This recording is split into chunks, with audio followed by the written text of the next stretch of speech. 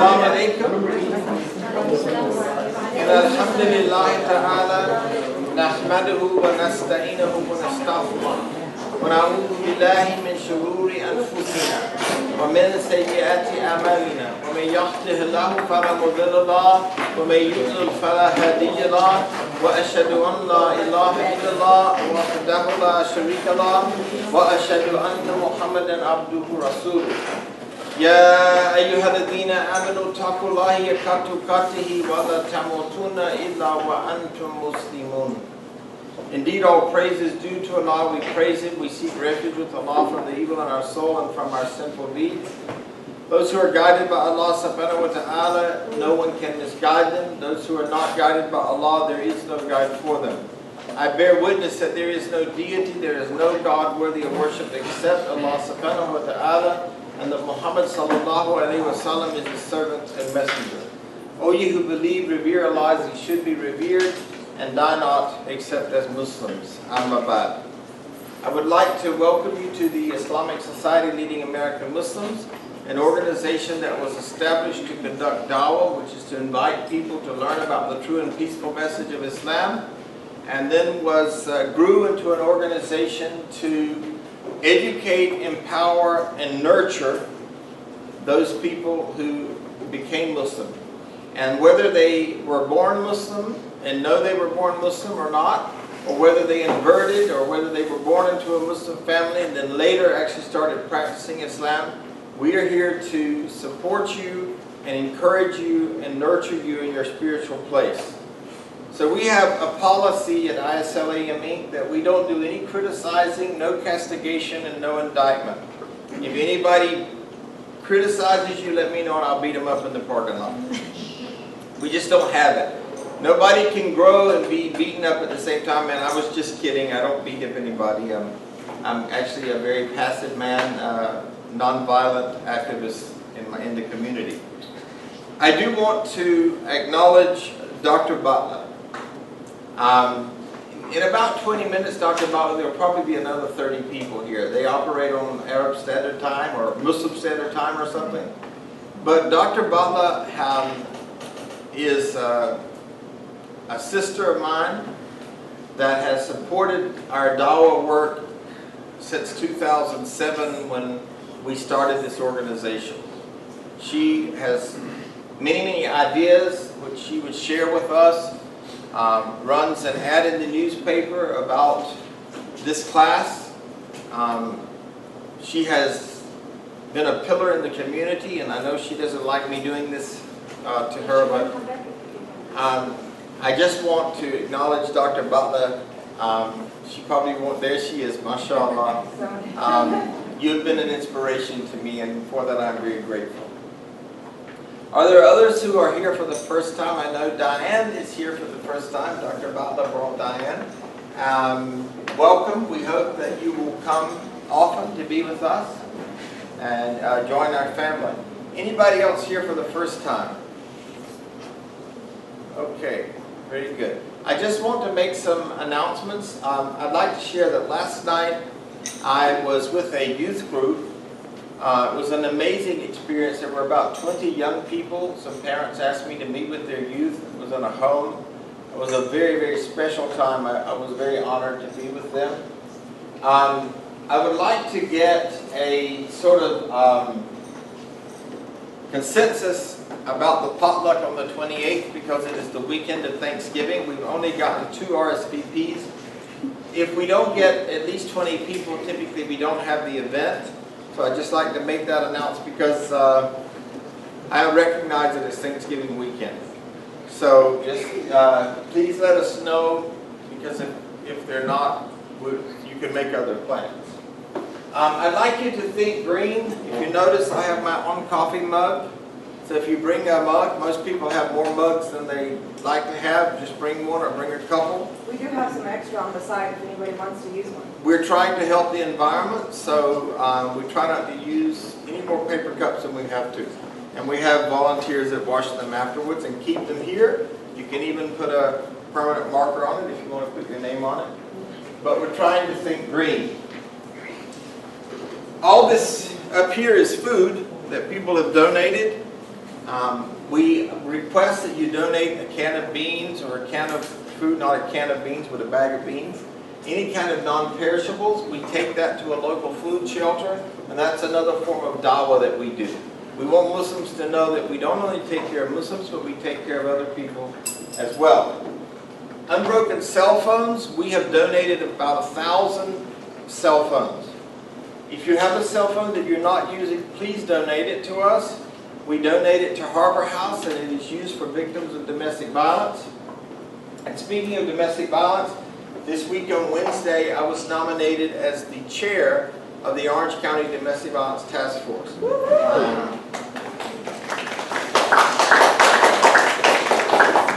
Last year I was the co-chair, so I'd like to ask you to pray for me in that position, that we can make a difference. Yesterday, Sister Duran and I, from 9 until 12, hit 2 apartment blocks and did door hangers. There were 500 people, at least, that participated in this event. My wife was, to our knowledge, the only Muslima. Next year, when this event takes place, I want 85% of my students to participate in this event. That's a minimum. We've got to get out there and be seen. It is an issue in our community. 1 in 4 women in this room have been abused. 1 in 7 men in this room have been abused. It's real. And it's contrary to Islam. So I want to plant that seed, and next year when I invite you, I would like you to come and join us so that we make a big show. We also collect empty ink and toner cartridges. We turn those into staples, and we actually get to buy a lot of our office supplies. It defrays the cost of doing dawah. A lot of our office supplies we were able to buy with those coupons that come from that. If you're not on our group invite, please contact Maysoon at this number and she'll get you hooked up. Today, I just got an order of Fortress of the Muslim. I believe that every Muslim should own a copy of this. It has a lot of dua. It has the dua for when you get a new clothing. It has the dua for when you're on the way to the masjid. It has the dua for when you go to the bathroom. It has the janazah prayers. It has a lot of different prayers in here. We're selling these for $5. That just is enough to cover the cost of the book and the shipping. Just put your $5 in here if you'd like to have one. It is an amazing, amazing book for you to begin to develop dua in your life, which are what? What student can tell me? Supplications. Supplications to Allah. So they're not obligatory prayers, but they are prayers that were prayed by the Prophet Muhammad sallallahu alaihi wasallam. Yes, sister? Oh, the Salat of Nur, the prayer of light is in here that you're supposed to pray on the way to the masjid. It's 19 times that you ask for Allah's light. Oh Allah, place light above me, light below me, light in front of me, light behind me. Yes, mommy? I wanted to ask one question. If you are abused by the neighbor, is there any way you can send that mentally sick person, call some place to take her to the mental institute?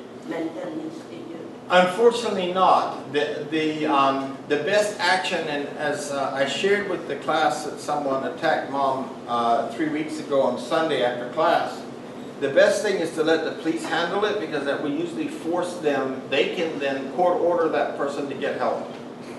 Because you're not the first person that person's abused, I'm guessing, based on my experience in life. Yeah, other people. Yeah. So the best thing is to let the law handle those things. Now, if you know somebody that is being abused, you can look at this and you want to know what to do. There's a number here. And my goal this year, and I know that certain masajids are not going to let me in, is to try to address every masjid on how to recognize abuse and what to do when it occurs. Because what you don't do is, if you know somebody's being abused, you don't tell them to leave right now. Because what happens is they have to be ready, and they have to have a safety plan. And if they don't have a safety plan, somebody can really get hurt. And my wife and I have actually worked on cases in Orlando where people have been killed. I'm also part of the Fatality Review Board that reviews every death in Orlando that occurs as a result of domestic violence. Over 50% of the murders in this country are familial, interfamilial. It means that a family member kills another family member, and that's pretty sad, isn't it? The 13th of December at the United Churches of Christ in the Village, I will be doing Love Sunday. It used to be, for 4 years, it's been Peace Sunday, but I and a rabbi and a Christian minister will be speaking at this church. What I am proposing is that we do a convoy. I wouldn't expect us to come here and then go to the villages, but I would like as many people as possible to come out to this event. Years ago, everywhere I went, a large portion of the class went. But this year, I would like as many people as possible to plan that. It's December the 13th, and it's in the villages. We can carpool. I will get a guest speaker to cover those people that are at the class, but it's too hard for me to preach there and then get back here and do a class from the villages. So December the 13th, United Church of Christ in the Villages. Mason will post it this week, exactly what time and the exact address. Salam alaikum. Thursday, November the 12th of this week, it is closed, but I will be doing 5 lectures at Eastern Florida State College.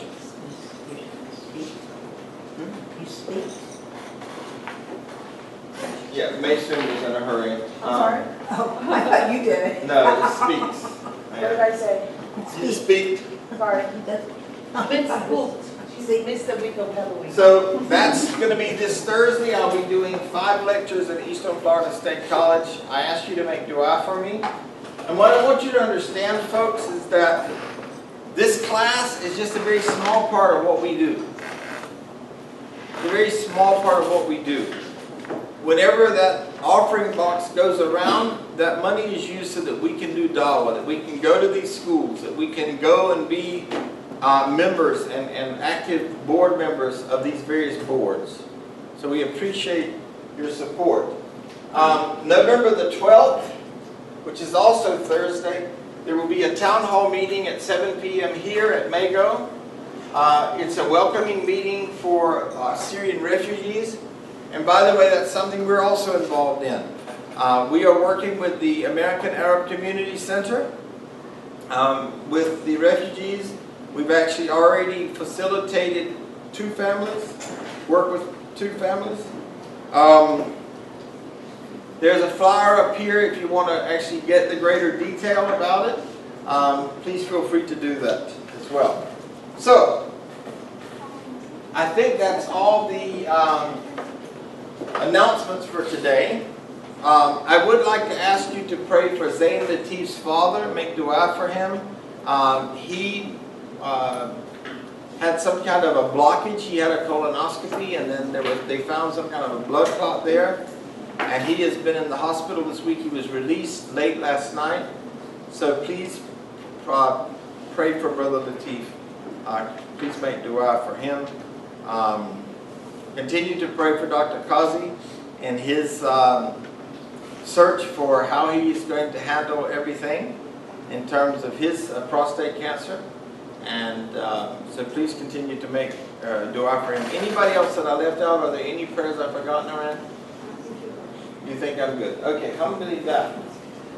So, yes, since we just started, let's welcome, can you please introduce yourself? Hiba. And may I tell them how I met you, Hiba?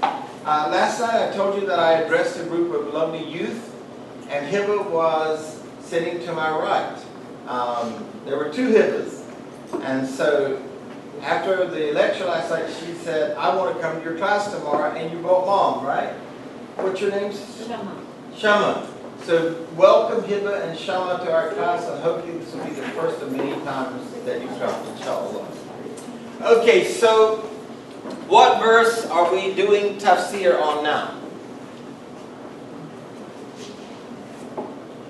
Does anybody remember? What verse? Yes. Verse 2 of patience. Yeah, we're talking about patience. What verse are we on in the Quran? I think it's 153. Okay, alhamdulillah.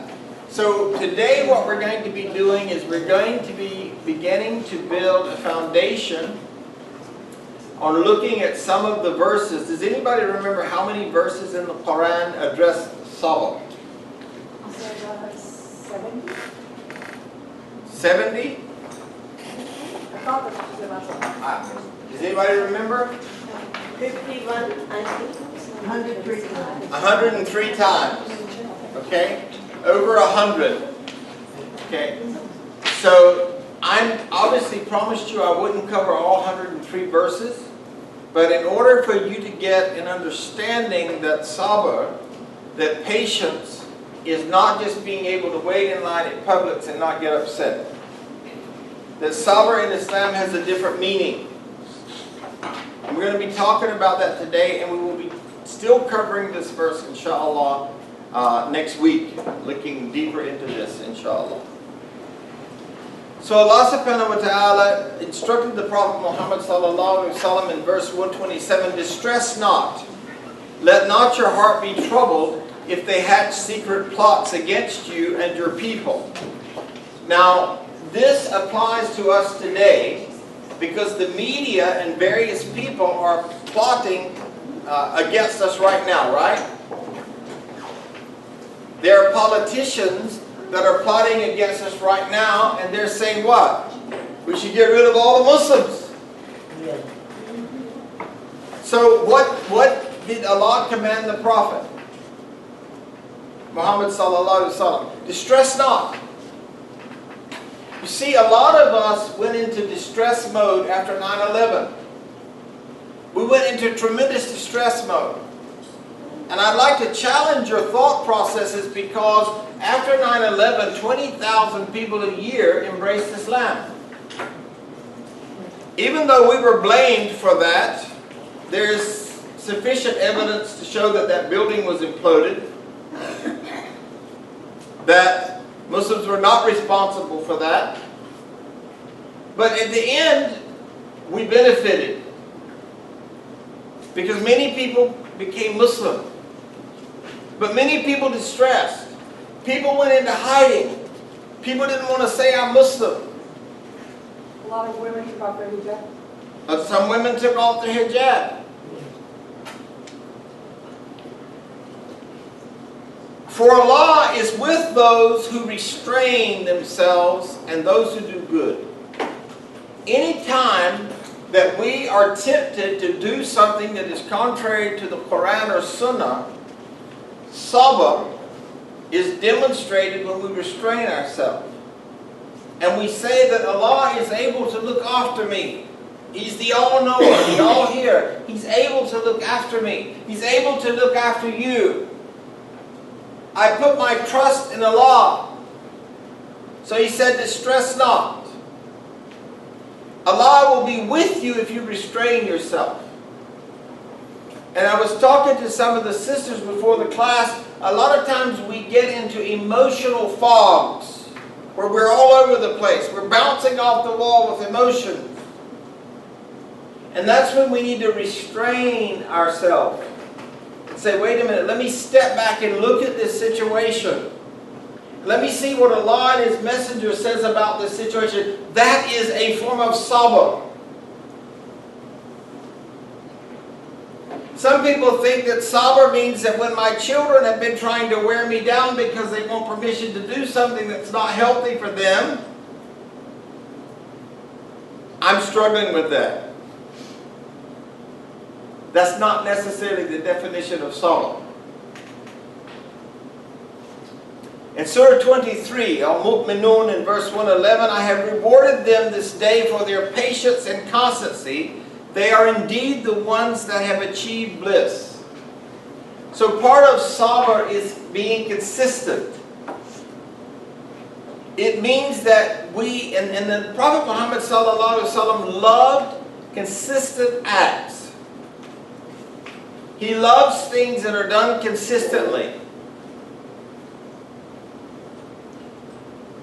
In Surah 25 and verse 75, those are the ones who will be rewarded with the highest place in heaven because of their patient constancy. So, part of sabr is consistency. Therein shall they be met with salutations and peace. So this sabr, this patience, this consistent practice. See, when I become impatient, what do? I stop practicing. Have you noticed that when we become impatient with people, we do something that's called a turning away or detachment? I don't want to deal with him anymore. And we walk away. But what do we really need to do? What I resist does what? Who said that? What'd you say? Become stronger. Become stronger. If I have a conflict and I don't deal with it, is it going to go away? Not likely. Yes, Mommy? There is a dua, Allahumma sabirin, Allahumma sabirin. That's right. Oh Allah, give me sabr, give me this patience, give me this consistency. But when there is conflict, then I look and say, what did Allah and His Messenger say for me to do? I then implement what He said. I embrace the situation with hub, with love. And what comes as a result of that? Typically healing. Last night at the youth group, we talked about the difference between feelings and anger. If someone hurts my feelings, and I say to them, I embrace what actually happened. That really hurt my feelings. Chances are, I'm now dealing with what is. But if I say, and I just go off at the person, then what are they going to do? They're going to go off right back. Because it's called attack and defend mode. If you look at the strategy of the Prophet Muhammad sallallahu alaihi wasallam, he did not run from problems. He embraced them consistently with sabr. Some people say, I don't want problems. Well, I'm sorry, that's not available. Allah subhanahu wa ta'ala said that we were born with an uneasy spirit. And He said that you will not attain to faith without problems. This is the way He said it. Does man think he will attain to faith with mere words? La. No. I tested them aforetime and I will test them now to see who is the true among the false. So, test, it's not an option to not be tested. It's not an option in this life not to have problems. That's called being fantasy world. You are in la la land. If you think you're going to live on this world in the dunya without problems. Now we have some senior citizens other than me here today. Anybody in here, just those senior citizens? If there's anybody here that didn't have any problems in life, would you raise your hand? Senior? Senior citizens only. Oh, because it doesn't exist. Even it says in the Quran that the shaitan lays in front of us and behind us and to our right and to our left to test us.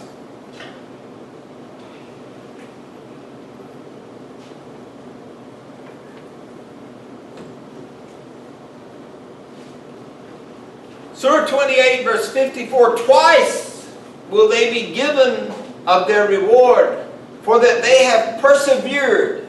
So part of sabr is to persevere. Tell me, what are some of the definitions? What makes you relate to perseverance? What does it look like? Talk to me, folks.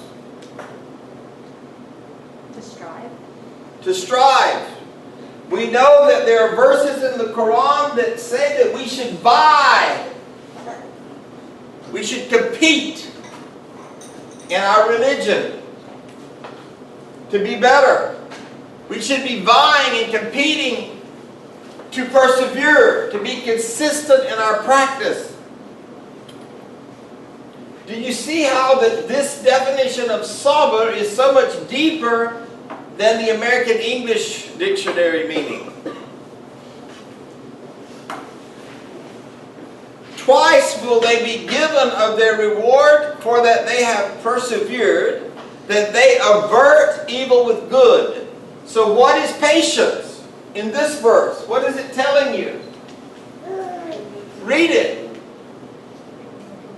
Avert evil with good. Somebody comes up and calls you a name. If you have sabr, then you will avert that evil with good. That really hurts my feelings. That makes me very sad. Did I offend you in some way? Do you even accept responsibility? Because if you attack that person, then you will start a series of attacks. So, they avert evil with good, and they spend in charity out of what we have given them. And I contend from this verse that there's another important piece here.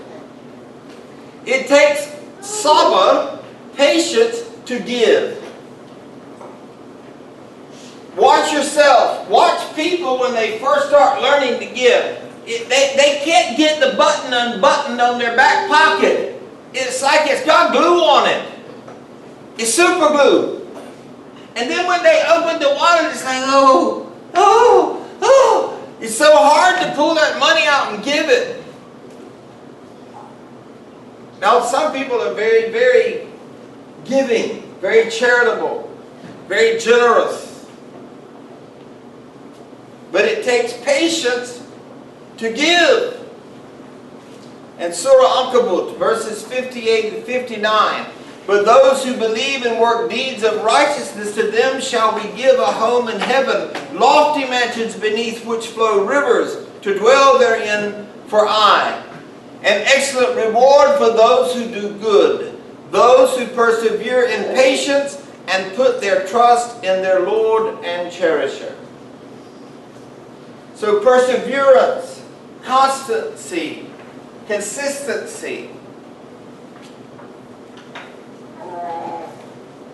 Surah 32 and verse 24, and we appointed from among them leaders, giving guidance under our command, so long as they persevered with patience and continued to have faith in our signs.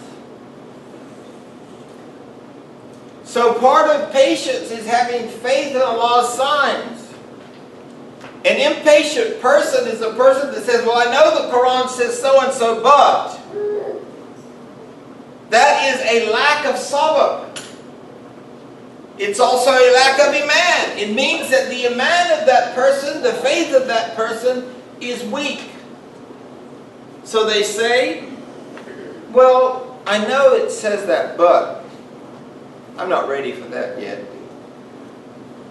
Is that consistent practice? Is that persevering practice? Do you see the connection to all of these verses with patience, with sabr? And Surah Fussilat, verse 35, and no one will be granted such goodness except those who exercise patience and self-restraint. None but persons of the greatest good fortune. The people of the greatest good fortune are the people that are able to exercise self-restraint. You see, the nufus, the lower self, is screaming, I want this, and I want that, and I want this, and I want that. And then I have to patiently persevere and stand back and say, does Allah want me to have that? Because if Allah doesn't want me to have that, I'm not going to have that. I'm going to be consistent. That requires sabr, right? It's a lot easier just to say, I'm going to do what I want to. This is my life. Anybody got time for all that? I'm going to do what I want to do. Anybody ever heard people say that? Yeah. Because they're impatient. I don't have the patience to be obedient. Is what they're saying, isn't it? Surah 42 and verse 43, but indeed if any show patience and forgive, doesn't it take patience to forgive? That takes a lot of sabr. Is true or false? I have patience and I'll never forgive him for that. False. False. It's an oxymoron. Part of sabr is to forgive. It takes sabr to forgive. So just standing in line at Publix doesn't have anything to do with forgiveness. It's a very deep subject. The patience, the sabr that Islam teaches has so many accoutrements, so many pieces, so many elements attached to it. Money box. In Surah 3, verse 200. O you who believe, persevere in patience and constancy, vie in such perseverance. We are supposed to compete in persevering to do what is right. We have no trouble competing in a racquetball match, or pickleball, or basketball, or baseball, or football, or cricket. But what if we say, brother, let's compete in patience. Let's compete in our consistent practice of Islam. It's very sad today, but that is a novel concept. But it's not a novel concept in the Quran, is it? I'm not getting some. The body language is strange. What's going on? Talk to me, class. Am I talking a different language? No. But the body language is different. Am I saying things that are shocking you or what? I don't think we look at it that way, because we can get up and be on time for work, but we can't get up and pray Fajr. Or we can be patient standing in line at Publix, but taking the patience to a whole nother level, and that we need to forgive, truly forgive, is just not something. So maybe what I'm teaching is people are struggling with the consistent desire to have sabr. Now that you're learning what it's really about, maybe I don't really want this to be part of my life. I'd rather adopt that definition that I can stand in line at the post office and I won't get upset when that person jumps the queue. What you're teaching is very, very kind of grating sometimes, because it's very, very powerful, but it's very difficult to achieve. And this is our Every day, yeah. Yes, it is. So it's every second you have to But remind sister, yourself. you're a sports lady. You play volleyball, right? Volleyball. Volleyball, yeah. When you play volleyball, when you're in that game, there is no thought except to win, right? Yeah.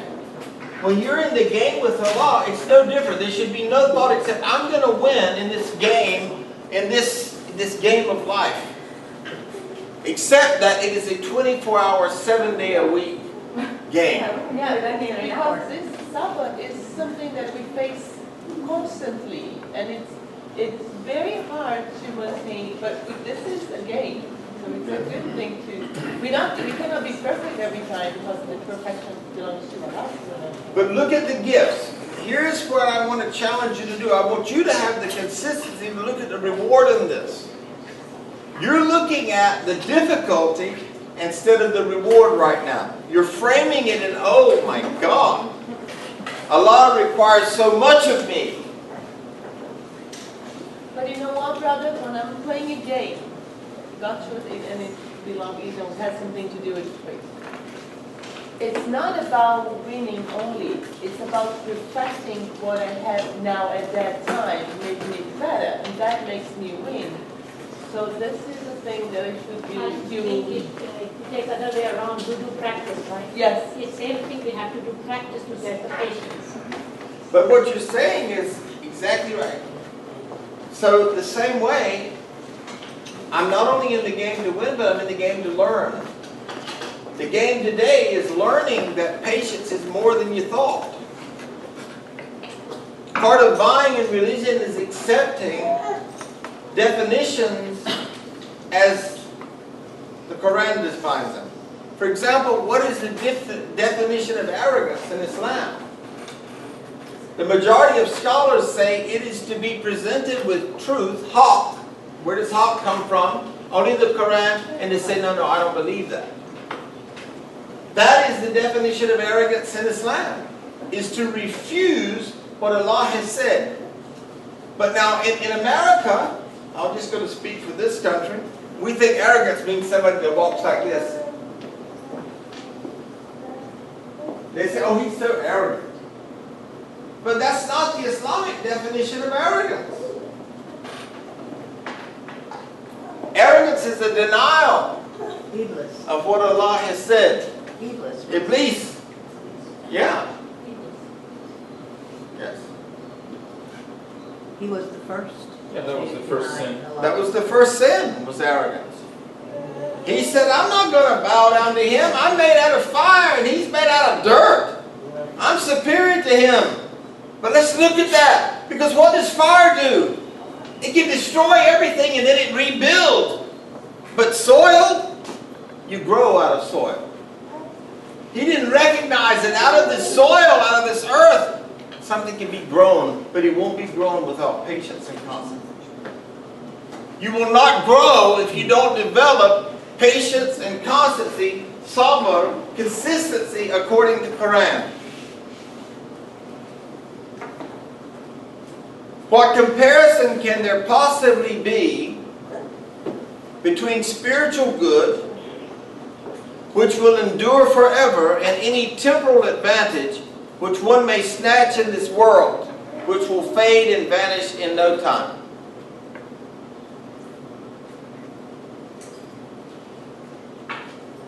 Everybody in here, no matter what you amass,